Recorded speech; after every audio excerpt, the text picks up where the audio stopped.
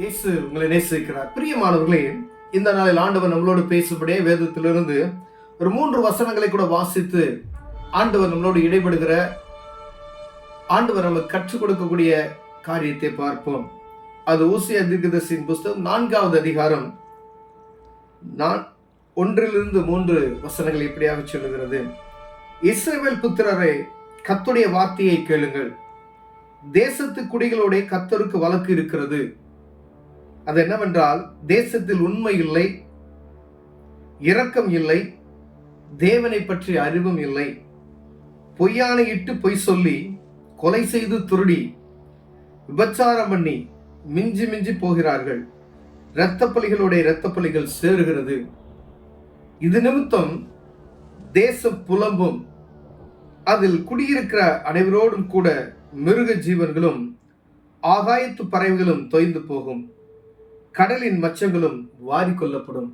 பிரியமானவர்களே, இங்கு ஆண்டவர் நம்மளோடு இடைபடுகிற ஒரு காரியத்தை ஆண்டவர் நம்மளோடு பேசும்படியாய், இஸ்ரவேல் புத்திரரே, கர்த்தருடைய பிள்ளைகளே, ரட்சிப்பின் அனுபவத்தை பெற்றவர்களே, ஜெபிக்கிறவர்களே, அபிஷேகம் செய்யப்பட்டவர்களே, பரிசுத்தவான்களே, அப்படி கூட நம்ம வச்சுக்கலாம்னு வச்சுக்கோங்களேன்.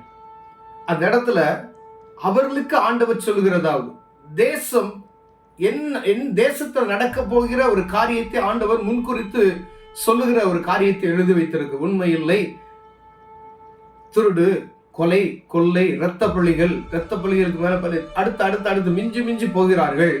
இது நிமித்தமாய் தேசத்துக்கு ஒரு பெரிய ஆபத்து வரப்போகிற என்ற ஒரு காரியத்தை ஆண்டவர் எழுதி வைத்திருக்கிறதை தெளிவாக பார்க்க முடிகிறது. பிரியமானவர்களே, பொய்யானையிட்டு பொய் சொல்லி, பலவிதம் ஆண்டவருக்கு விருப்பமில்லாத செயலாம் தேசத்தின் குடிகள் மத்தியில் இருக்கிறது அப்படின்னு சொல்லி ஆண்டவர் சொல்கிறார். அதுக்கு ஒரு வழக்கு இருக்கிறது. எனக்கு ஆண்டவருக்கும் மக்களுக்கும் ஒரு வழக்கு இருக்கிறது. இந்த வழக்கு எப்படி ஆகும் என்று சொல்லப்படுகிறது பார்த்தீங்கன்னா, கீழே தேசம் புலம்பும். தேசம் புலம்பும் அப்படின்னு சொன்னா என்ன நடக்கும் அப்படின்னு யாராலையும் கணிக்கவே முடியாது. தீர்க்கதரிசிகள் தேசத்தில் நடக்கக்கூடிய காரியத்தை, ஆண்டவர் சொல்லுகிற காரியத்தை சொல்லுகிறாங்க. தேசத்துல இப்படிப்பட்ட காரியம்லாம் நடக்கும், ஜெபம் பண்ணுங்க அப்படின்னு சொல்றாங்க. ஆண்டவருடைய பிள்ளைகளுக்கு இந்த தீர்க்க தரிசனமான வார்த்தையை சொல்லுவதற்கு ஒரு நோக்கம் உண்டு.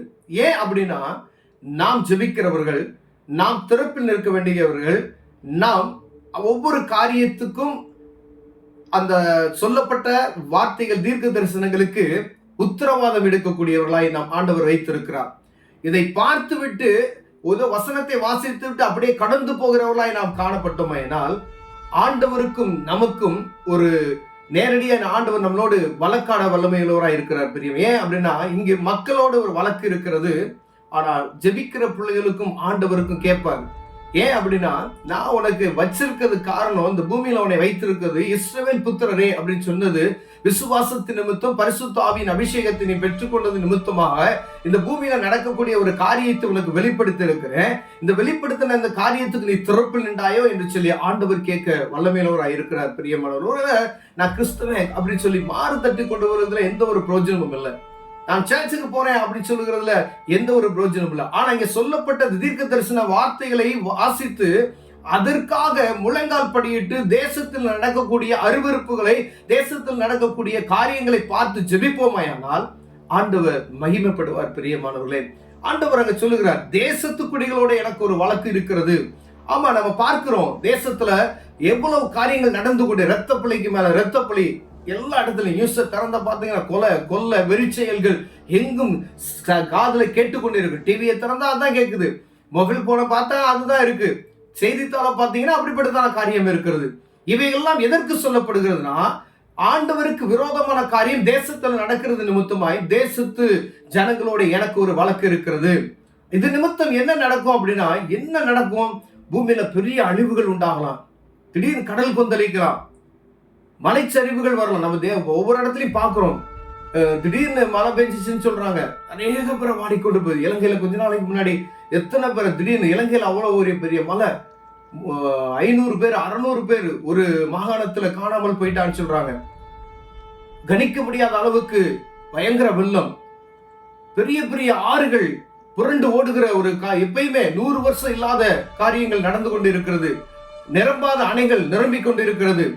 ஆனா இதெல்லாம் பார்த்தும் ஜனங்களுக்கு கடவுளுடைய பயமற்ற போன ஒரு சூழ்நிலை இருக்கிறதை நாம் உணர்ந்து கொள்ள முடிகிறது.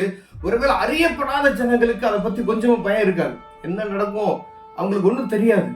ஆனா முன்கூட்டியே ஆண்டவரை பத்தி அறிந்திருக்கிற நமக்கு அதை குறித்ததான ஒரு பாரம் இருதயம் உள்ளவர்களாய் நாம் காணப்படுகிறோமா இருக்கிறோமா என்று பார்க்க முடியாது. உங்களோடும் என்னோட பேசிக் கொண்டிருக்கிறார் பிரியமானவர்களே. ஆண்டவருடைய சத்தத்தை, இந்த வார்த்தை கேட்டு, ஒருவேளை இந்த வசனத்தை எல்லாரும் வாசித்திருப்போம்.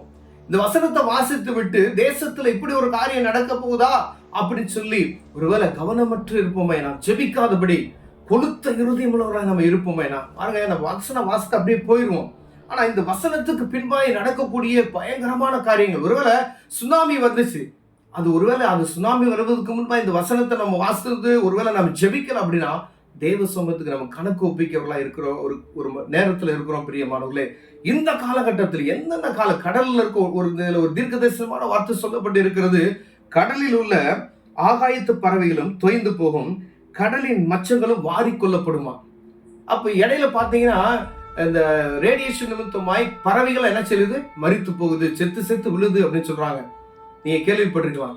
இதெல்லாம் என்னன்னா பறவைகளை, ஆகாயத்து பறவைகள் வாரி கொள்ளப்படும், வடிந்து போகும். ஆனா கடல்ல காணப்படுகிற மச்சங்கள் வாரி கொள்ளப்படும் அப்படின்னு சொல்லப்படுகிறது. இதெல்லாம் நம்ம பார்க்கும் பொழுது தேவ கோபாக்கியன் வந்திருக்கிறது என்பதை புரிந்து கொள்ளணும். அதற்கு முன்பதாய் திறப்பில் நின்று ஜெபிக்கிறபடியாய் ஆண்டவர் உங்களோடும் என்னோடு இடைப்பட்டுக் கொண்டே இருக்கிறார் பிரியமானவர்களே. இந்த வசனத்தை வாசித்து இந்த ஓசியா தீர்க்கதரிசன புஸ்தகத்தை நம்ம வாசிப்போம். ஆண்டவர் உங்களோடு இடைப்படுவார். ஆனால் ஜெபிக்கிறவர்களாகிய நீங்களும் நானும் இந்த காரியத்துக்காய், தேசத்தில் நடக்க போற வரப்போகிற அழிவுக்கு ஜனங்களை பாதுகாக்கும்படியாய் நாம் உத்தரவாதிகளா இருந்து ஜெபிக்கும்படி ஆண்டவர் உங்களோடும் என்னோடு பேசிக் கொண்டிருக்கிறார் பிரியமானவர்களே. இந்த வசனத்தை வாசித்து ஆண்டவர் உங்களோடு பேசினார் சொன்னா தேவ சமூகத்துல திறப்பு நின்று ஜெபம் பண்ணுவோம்.